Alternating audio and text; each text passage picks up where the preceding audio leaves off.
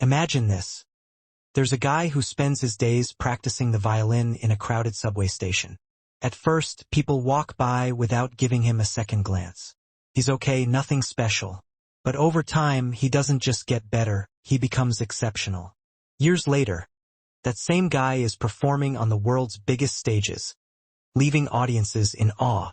Now, here's the kicker. This transformation didn't happen because he was following his passion. In fact, he didn't even love playing the violin when he started. He became great because he focused entirely on improving his craft, one painstaking step at a time. That's the kind of success that leaves people saying, "Wow, how did they do it?" And the answer is simple. They got so good they couldn't be ignored. We're often told to follow your passion, right?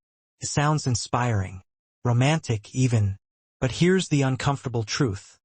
That advice might be holding you back. Think about it. How many people have you met who chased their passion only to end up frustrated or stuck? Maybe they realized their passion wasn't profitable, or worse, it wasn't enough to keep them motivated when things got tough. It's a harsh reality, but one worth unpacking because it flips everything we've been taught about finding success and fulfillment. Now, let me introduce you to Cal Newport, the guy who had the audacity to question this whole follow your passion idea. His book, So Good They Can't Ignore You, doesn't just challenge the norm, it practically turns it inside out. Newport argues that passion is something you develop, not something you start with. It's a side effect of getting really, really good at something valuable. Think about that for a second. It's like saying you don't fall in love at first sight. You fall in love over time. As you deepen your connection and commitment, makes you rethink a lot, doesn't it? What makes this idea so powerful is how it applies to every aspect of life. Whether you're just starting your career, pivoting to something new, or trying to level up in your current field. Newport gives you a blueprint not just for surviving, but for thriving. And here's the thing. This isn't just some motivational fluff. It's rooted in research and backed by examples of people who've achieved remarkable success. Like the subway violinist who went from overlooked to unforgettable. They built careers not by chasing passion but by chasing excellence. And let me tell you, this isn't just about work. It's about creating a life that feels rich and meaningful. We're going to explore how deliberate practice, the kind that might feel boring or even uncomfortable in the moment, is the secret sauce to becoming extraordinary. We'll dive into how building rare skills can unlock freedom, control, and purpose in ways most people never experience. Here's the big promise. By the time we're done, you'll not only understand Newport's groundbreaking ideas, but you'll also have actionable strategies to implement them. Whether you're stuck, uninspired, or just curious about what it takes to stand out, you're in the right place. Trust me, you don't want to miss this.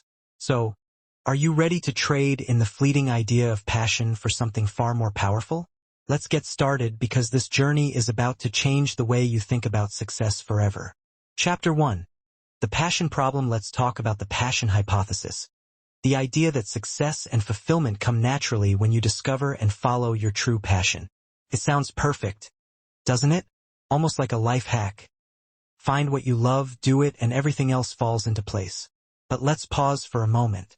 If this advice is so universally great, why are so many people feeling stuck, unhappy, or unfulfilled despite chasing their so-called dreams? Could it be that we've been sold a flawed idea? The passion hypothesis is seductive because it speaks to the part of us that craves clarity and certainty. It promises a simple solution to the complex question of what we're meant to do with our lives. But as comforting as it sounds, this mindset has led to countless disappointments. Picture someone who dreams of becoming a chef because they love cooking at home. They quit their stable job, open a restaurant, and soon find themselves drowning in financial stress and 16-hour workdays. They still love food, but the reality of running a business saps all the joy out of it. This is where the passion hypothesis lets us down. It assumes passion is enough to sustain us through challenges. But the truth is, passion alone doesn't equip us with the skills, discipline, or resilience we need to thrive. Take Steve Jobs, for example. He's often seen as the poster child for following your passion. But if you dig into his story, you'll find a very different narrative. Jobs didn't start Apple because he was passionate about computers. In fact, he wasn't even particularly interested in technology at first. What drove him was curiosity and the opportunity to create something valuable. His passion for Apple and his mastery grew over time as he immersed himself in the work. If he had waited around for a lightning bolt of inspiration to reveal his true calling, the world might never have seen the iPhone. Cal Newport challenges us to think differently about how passion works. He argues that passion isn't a pre-existing spark waiting to be discovered. It's something you cultivate by developing rare and valuable skills. In other words, passion grows as you become excellent at what you do. Imagine planting a seed. At first, it doesn't look like much, but with consistent care, effort, and the right conditions, it transforms into a thriving tree. That's how passion works. It's the result of nurturing your abilities and seeing the impact of your work over time. Let's look at another example, Mike Rowe, the host of Dirty Jobs. Rowe has met hundreds of people doing grueling, unglamorous work. Sewer inspectors, garbage collectors, crab fishermen. Most of them didn't grow up dreaming of these careers, yet many of them are incredibly fulfilled. Why? Because they found meaning and pride in doing their work well. Rowe points out that following your passion often leads people to chase unrealistic or overly narrow goals, while focusing on doing good work opens up a world of possibilities. So why does the passion hypothesis remain so deeply ingrained in our culture? Part of the reason is that it feels good to believe we're destined for something special. It's a comforting narrative, especially when we're feeling lost or uncertain. But there's also a darker side to this mindset. When people buy into the passion hypothesis and it doesn't work out, they often blame themselves. They think, maybe I didn't try hard enough. Maybe I chose the wrong passion. This creates a vicious cycle of frustration and self-doubt. The failure of the passion hypothesis can feel disheartening, but there's a silver lining. By letting go of the idea that you need to find your passion, you free yourself to focus on building skills and creating value. This shift in mindset is empowering because it puts you in control. You don't have to wait for inspiration to strike. You can take action now and trust that passion will follow. Think of it like learning a sport. At first, you might struggle to even get the basics right, but as you practice and improve, you start to enjoy the game more. Eventually, you might even love it. The same is true for work. When you commit to mastering a skill, you open the door to opportunities that are both rewarding and meaningful. It's time to rethink the role of passion in our lives. Instead of chasing it, we need to focus on what we can give to the world through our work. This doesn't mean you should ignore your interests or instincts entirely. Rather, it means recognizing that passion is the result of effort and dedication, not the starting point. The question isn't, what do I love? But, what can I become so good at that I'll love doing it? As we move forward, we'll dive deeper into how to cultivate the skills and mindset needed to achieve this kind of mastery. You'll see that by focusing on excellence, you not only set yourself apart but also create a career and a life that feels truly fulfilling. It's not about following your passion. It's about becoming so good they can't ignore you. And that journey is just getting started. Chapter 2. The Craftsman Mindset. Let's shift gears and talk about a mindset that doesn't just challenge the passion hypothesis, but completely redefines what it means to create a meaningful career. Picture a craftsman at work. Maybe it's a woodworker meticulously carving a piece of furniture, or a musician perfecting a song note by note. There's no rush, no shortcut, just a deep focus on the craft. This is what Cal Newport calls the craftsman mindset. A commitment to mastering skills rather than obsessing over personal passions. And it's the mindset that separates the ordinary from the extraordinary. The craftsman mindset is the polar opposite of the passion mindset. While the passion mindset constantly asks, what do I love? What can this job do for me? The craftsman mindset flips the script. It focuses on, what value can I bring? How can I do this better? It's not about seeking the perfect job. It's about perfecting the work you're already doing. This subtle yet powerful shift turns your career into a blank canvas, where skill is the paint and deliberate practice is the brush. Take Jiro Ono, for instance, the sushi chef immortalized in the documentary Jiro Dreams of Sushi. Jiro's work isn't just about making sushi. It's a lifelong pursuit of perfection. He didn't start with a burning passion for sushi. In fact, he was sent to work at a restaurant as a child because his family needed money. But over decades of meticulous practice, he honed his craft to the point where his restaurant earned 3 Michelin stars. Jiro's passion for sushi didn't come first. It developed alongside his relentless pursuit of mastery. This mindset isn't limited to culinary arts. Look at athletes like Serena Williams. From an early age, Serena trained with a focus that would make most people's heads spin. Her success wasn't built on passion alone but on thousands of hours of deliberate practice, breaking down every aspect of her game and perfecting it piece by piece. And here's the key. This kind of mastery requires more than just time. It requires intentional effort. It's not about practicing for the sake of practicing. It's about practicing the right way, with the goal of constant improvement. Now, let's bring this closer to home. Think about someone you know who seems effortlessly great at their job. Maybe it's a coworker who's a wizard with spreadsheets or a friend who can design a website in their sleep. What you don't see are the years they spent refining their skills, making mistakes, and learning from them. Their mastery wasn't handed to them. It was built through deliberate practice and a commitment to their craft. But here's the part most people overlook. Mastery isn't a solo journey. One of the most critical elements of the craftsman mindset is feedback. Imagine trying to improve your tennis game without a coach to point out your weaknesses or tell you when your serve needs work. Feedback is the mirror that reflects your blind spots and shows you where to focus your energy. Without it, even the most dedicated practice can lead to stagnation. Let's go back to Serena Williams for a moment. Her father, Richard Williams, played a massive role in shaping her career, providing constant feedback and pushing her to improve. Even as she reached the peak of her career, Serena continued to work with coaches who could refine her technique and identify areas for growth. This willingness to seek and accept feedback is what separates good from great. Now, feedback isn't always easy to hear. It can sting to have your work critiqued, especially when you've poured your heart into it. But the craftsman mindset views feedback not as criticism but as a tool for growth. It's like sharpening a blade. The process may create sparks, but the result is a weapon that's far more effective. And the truth is, the more you embrace feedback, the more resilient you become. Over time, you stop fearing critique and start craving it because you know it's the key to getting better. So, how do you adopt the craftsman mindset in your own life? Start by focusing on what you can control: your effort, your attention to detail, and your willingness to learn. Instead of fixating on finding the perfect job or project, ask yourself how you can excel at what's in front of you right now. Set stretch goals that push you beyond your comfort zone, and don't shy away from tasks that feel difficult or tedious.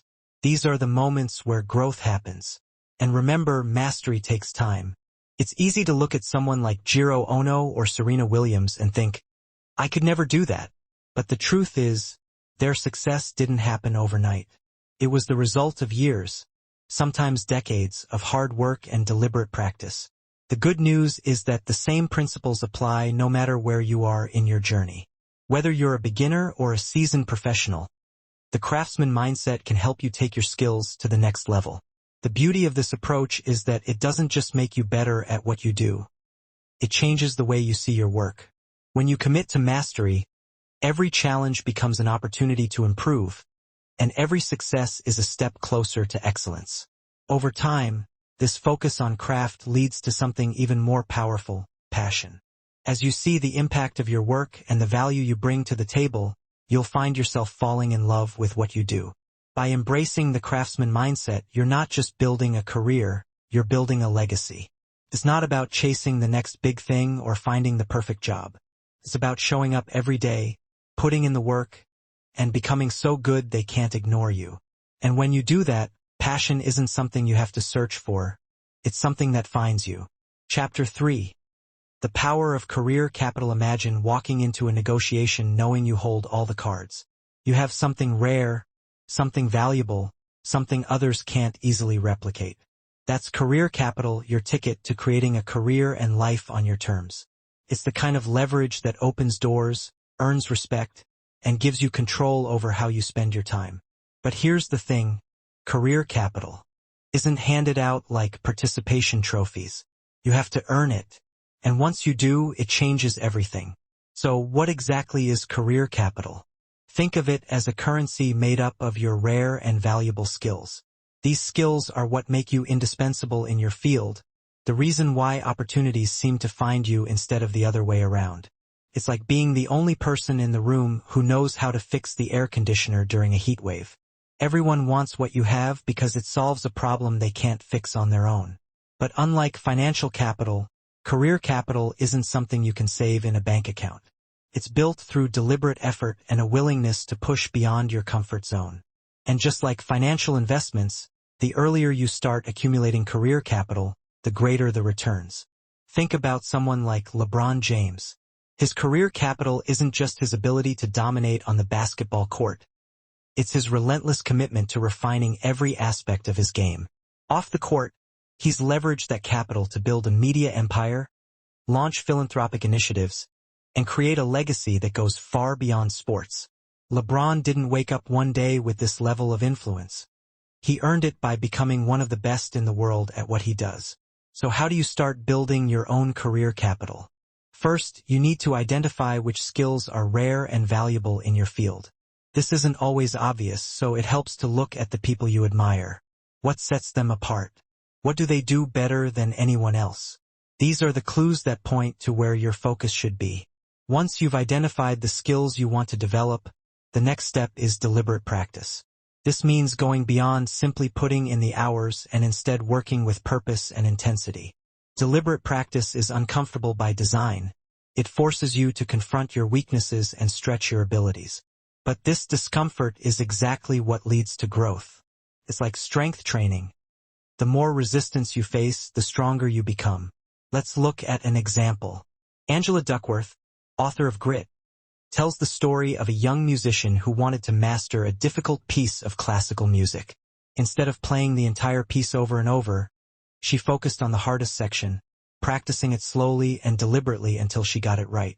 This approach took longer, but the result was a performance that left audiences spellbound. That's the power of deliberate practice. It allows you to zero in on what matters most and make rapid progress. Feedback plays a critical role here as well. You can't improve what you don't measure, and you can't measure what you're unwilling to examine. Surround yourself with mentors, peers, and even critics who can provide honest, constructive feedback. It might sting in the moment, but it's this kind of input that sharpens your skills and helps you avoid blind spots. The next piece of the puzzle is patience. Building career capital isn't a quick process. It requires years of consistent effort and a willingness to delay gratification. But here's the good news. As you accumulate career capital, you gain the ability to shape your career in ways that most people can't.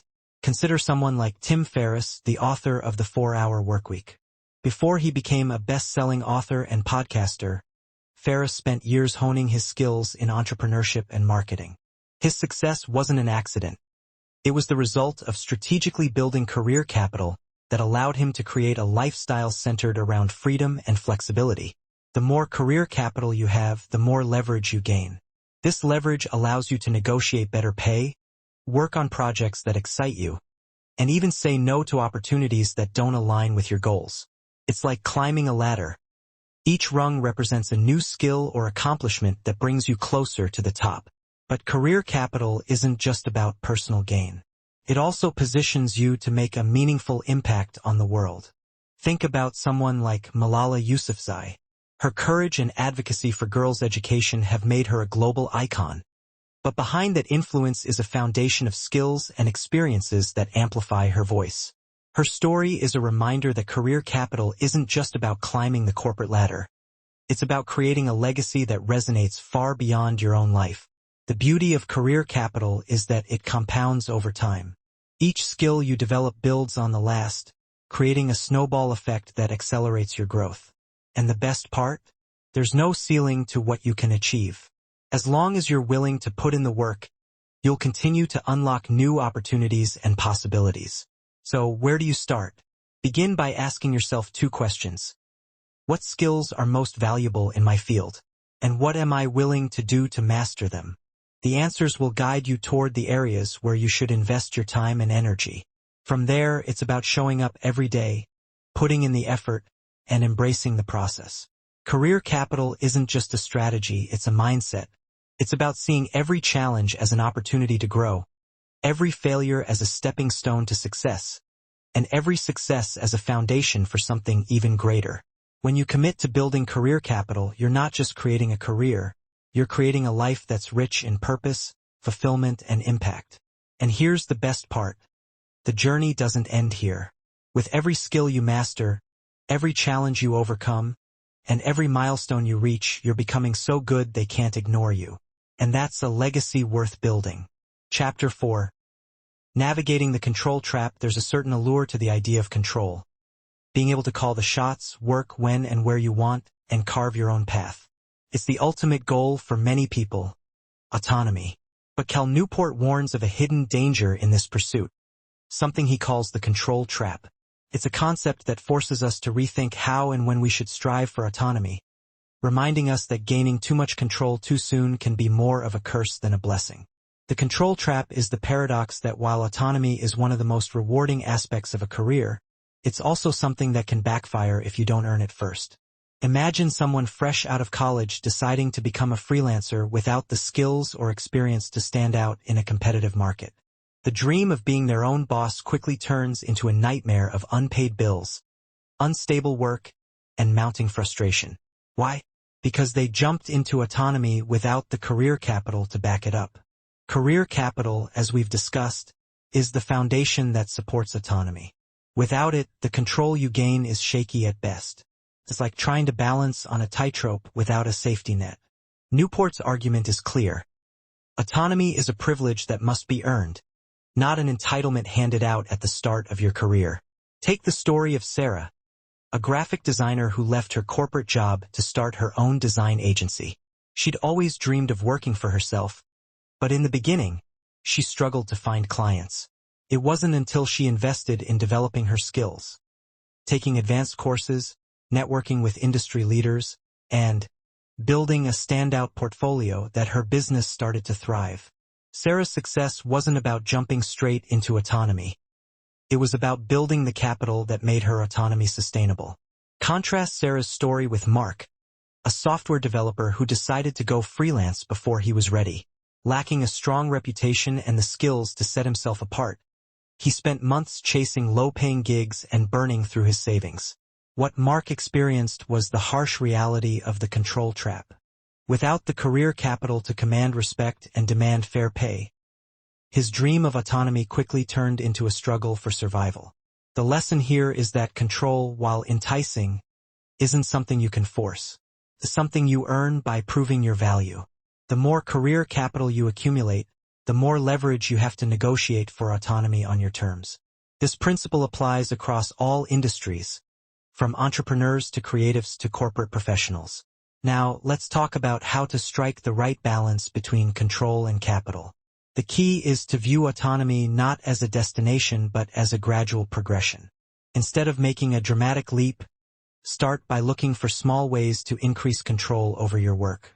This could mean negotiating for flexible hours, taking on projects that align with your interests, or developing skills that make you indispensable.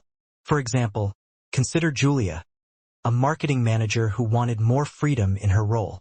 Rather than quitting her job outright, she focused on becoming an expert in digital strategy, a skill highly valued by her company. As her expertise grew, she was able to negotiate a remote work arrangement, giving her the autonomy she craved without sacrificing stability. Julia's story shows how balancing control and capital can lead to sustainable freedom, not fleeting independence. Practical strategies can help you avoid falling into the control trap while still moving toward greater autonomy. One effective approach is to adopt a mindset of incremental progress. Instead of chasing overnight success, focus on building small wins that compound over time. This could mean taking on side projects to build your portfolio, seeking mentorship from industry leaders, or investing in specialized training. Each step adds to your career capital, bringing you closer to the autonomy you desire. Another strategy is to create a safety net. Autonomy often involves risk, and having a financial cushion can make all the difference. Whether it's saving a percentage of your income or setting up multiple revenue streams, A strong safety net gives you the freedom to take calculated risks without jeopardizing your livelihood. Feedback also plays a crucial role in navigating the control trap. Surround yourself with people who can offer honest insights into your progress, whether it's a mentor, a coach, or a trusted colleague. Feedback not only helps you identify areas for improvement but also ensures that you're building the right kind of capital skills that are truly rare and valuable. It's also important to recognize when you've earned enough career capital to make a bigger leap. This is where many people hesitate, fearing the uncertainty that comes with greater control.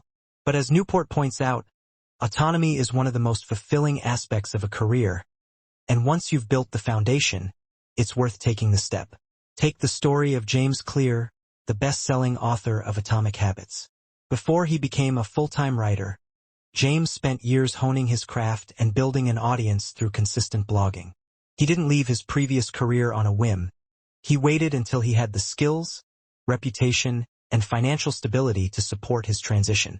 Today, his work has impacted millions, and his success is a testament to the power of earning autonomy through career capital. Ultimately, the quest for autonomy isn't just about gaining control over your work. It's about creating a life that aligns with your values and aspirations. It's about waking up each day with the freedom to focus on what matters most, knowing that you've earned the right to do so.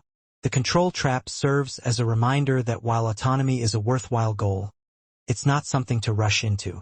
By building career capital, balancing control with stability, and taking deliberate steps toward your goals, you can avoid the pitfalls and create a career that's both fulfilling and sustainable. And when you do, you'll find that autonomy isn't just a dream. It's a reality you've worked hard to achieve. Chapter 5. Harnessing the power of mission. When you think about the most impactful people in any field, one thing becomes clear. They're driven by a sense of mission. It's not just about what they do. It's about why they do it. A mission gives their work purpose, direction, and meaning. It transforms a job into a calling and turns ordinary efforts into something extraordinary. And the beauty of having a mission is that it doesn't just benefit the individual. It inspires those around them and creates ripple effects that can last a lifetime. Mission is the compass that keeps you focused when the path gets tough. It's the reason you push through challenges, the anchor that keeps you grounded, and the fuel that drives you forward. Without it, even the most talented people can feel lost, bouncing from one task to another without a clear sense of why it all matters. Consider someone like Elon Musk. Love him or hate him, there's no denying that his work is mission-driven. Whether it's transitioning the world to sustainable energy or colonizing Mars, Musk's vision is the force behind his relentless drive. His mission not only gives his career direction but also attracts talented people who want to be part of something bigger than themselves. But here's the thing. Finding your mission isn't about sitting down and magically coming up with a grand purpose. It's about exploration, discovery, and taking small steps that lead to big insights. Cal Newport introduces the concept of the adjacent possible to explain this process. The adjacent possible is the idea that meaningful opportunities often lie just beyond the boundaries of what you're currently doing. To discover them, you need to push the edges of your comfort zone and experiment with new ideas. Let's break it down. Imagine you're a photographer who loves capturing moments but hasn't found a clear focus for your work. You start by taking on a variety of projects: weddings, portraits, landscapes, events. Over time, you notice a pattern. Your favorite shoots involve documenting environmental issues and telling stories of resilience through imagery. That realization becomes the spark for your mission, leading you to focus on photojournalism that raises awareness about climate change. This is how missions are often discovered, not through a sudden epiphany but through a series of small, deliberate steps. Each step expands your understanding of what's possible and brings you closer to a purpose that feels deeply personal and fulfilling. Take the story of Jane Goodall, the renowned primatologist. When she first traveled to Tanzania to study chimpanzees, she didn't have a fully formed mission. She was simply following her curiosity and passion for animals. But as her work evolved, she discovered a greater purpose: advocating for wildlife conservation and inspiring others to protect the planet. Her mission transformed her career from scientific research into a global movement for environmental stewardship. One of the most powerful aspects of having a mission is the focus it provides. It acts as a filter, helping you prioritize what matters and say no to distractions. Steve Jobs famously said that focus is about saying no to 1,000 things so you can say yes to the right ones. His mission, to create beautifully designed, user-friendly technology, guided every decision he made at Apple, from the products they developed to the markets they entered. So how do you uncover your own mission? Start by asking yourself a few key questions. What problems do I care deeply about? What activities make me lose track of time? Where can I make the greatest impact? These questions are a starting point for identifying what truly matters to you. Another strategy is to look for overlap between your skills and the needs of the world. This sweet spot, often referred to as ikigai in Japanese, represents the intersection of what you're good at, what you love, what the world needs, and what you can be paid for. Finding your ikigai can be a powerful way to align your mission with your career. It's also worth noting that missions don't have to be grand or world-changing to be meaningful. Sometimes, a mission is as simple as bringing joy to others, solving everyday problems, or creating beauty in the world. The key is that it resonates with you and gives your work a sense of purpose. Let's talk about another story, one that highlights how a mission can transform not just a career but an entire industry. Howard Schultz, the former CEO of Starbucks, didn't start with the goal of creating a global coffee empire. His mission was to build a company that brought people together and created a sense of community. That mission became the foundation for Starbucks' success, shaping everything from the store design to the company culture. Having a mission doesn't mean you'll never face challenges or setbacks. In fact, the pursuit of a mission often involves significant risks and sacrifices. But it's the mission itself that gives you the strength to keep going when things get tough. It reminds you of the bigger picture and helps you stay focused on what truly matters. As you continue to build your career, remember that your mission doesn't have to be static. It can evolve over time as you gain new experiences, insights, and perspectives. What starts as a small idea can grow into something much larger, shaping not only your career but also the lives of those around you. The power of mission lies in its ability to transform the ordinary into the extraordinary. It turns work into a source of fulfillment, challenges into opportunities for growth, and setbacks into stepping stones towards something greater. When you discover your mission, you're not just building a career, you're creating a legacy that will outlive you. And here's the best part. The journey to finding your mission is just as meaningful as the mission itself. Each step, each experiment, and each discovery brings you closer to a life and career that align with your values and aspirations. So take the time to explore, reflect, and dream. The mission you uncover might just change everything. Chapter 6. Mastery through deliberate practice. Have you ever watched someone perform a skill so flawlessly that it seems almost magical? A pianist's fingers dance across the keys with perfect precision, or an athlete makes a seemingly impossible play look effortless. We marvel at their talent, but the truth is, what we're witnessing isn't magic. It's the result of deliberate practice. Deliberate practice is not just any practice. It's a science-backed approach to skill building that focuses on quality over quantity. It's the difference between mindlessly repeating the same task and actively working to push your limits, refine your abilities, and achieve mastery. Psychologist Anders Ericsson, whose research on expertise laid the foundation for this concept, described it as structured and purposeful practice designed to improve specific aspects of performance. Cal Newport takes this concept and integrates it into his framework for building a remarkable career. The idea might sound straightforward, but deliberate practice is anything but easy. It requires an intentional focus on pushing past your comfort zone and tackling tasks that are just beyond your current abilities. This is where growth happens, in the stretch zone where you're challenging yourself, making mistakes and learning from them. To understand the power of deliberate practice, let's look at the story of Yo-Yo Ma, the world-renowned cellist. Yo-Yo Ma's incredible talent isn't just the result of natural ability. It's the culmination of years of deliberate practice. From an early age, he practiced with a relentless focus on perfecting his technique, breaking down complex pieces into manageable parts and working on them until they were second nature. He didn't just play the cello. He studied it, analyzed his weaknesses, and worked tirelessly to improve. This same approach can be applied to any field, whether you're an artist, an engineer, or an entrepreneur. The deliberate practice framework consists of 3 key components: setting stretch goals, focusing deeply, and seeking feedback. Let's break each one down. Setting stretch goals is the first step. These are targets that push you slightly beyond your current capabilities, forcing you to grow. They're not so difficult that they feel impossible but challenging enough to require effort and focus. For example, if you're a writer, a stretch goal might be to improve the clarity and conciseness of your writing by reducing unnecessary words. If you're a programmer, it might involve mastering a new algorithm or coding technique. Once you've set your stretch goals, the next step is to focus deeply. This means eliminating distractions and dedicating your full attention to the task at hand. Deep work, as Newport calls it, is the antidote to the constant noise and interruptions of modern life. It's about creating a space where you can concentrate fully and engage with the work on a deeper level. Imagine a chef perfecting their signature dish. They're not casually throwing ingredients into a pan while scrolling through their phone.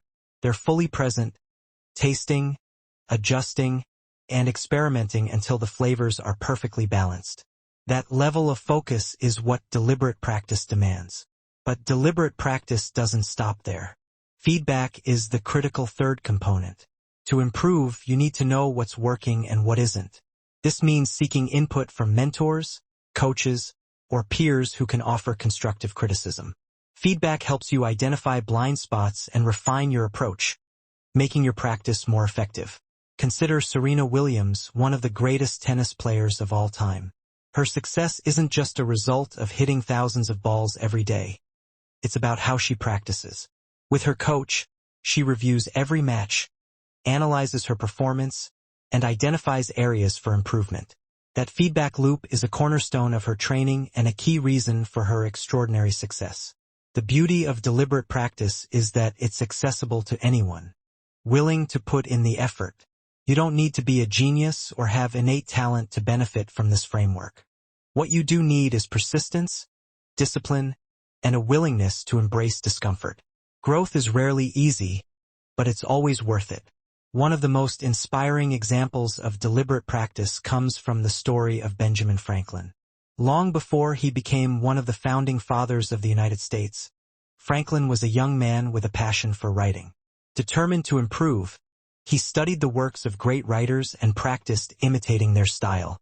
He would rewrite entire essays from memory, compare his versions to the originals, and analyze the differences. This painstaking process helped him develop his skills and become one of the most eloquent communicators of his time.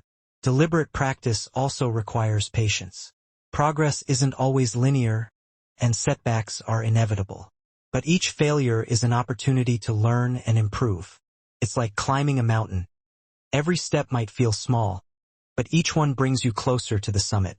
To apply deliberate practice in your own career, start by identifying the skills that will have the greatest impact on your success. These are your rare and valuable skills, the ones that set you apart and give you leverage in your field. Next, break those skills down into specific components and create a plan for improving each one. For example, if you're a public speaker, you might focus on honing your storytelling abilities, improving your vocal delivery, and mastering body language. Each of these components becomes a stretch goal that you can work on systematically. Another strategy is to track your progress over time. Keeping a journal or log of your practice sessions can help you stay accountable and measure your improvement. It's also a great way to reflect on what's working and make adjustments as needed. Ultimately, deliberate practice is about committing to the journey of mastery.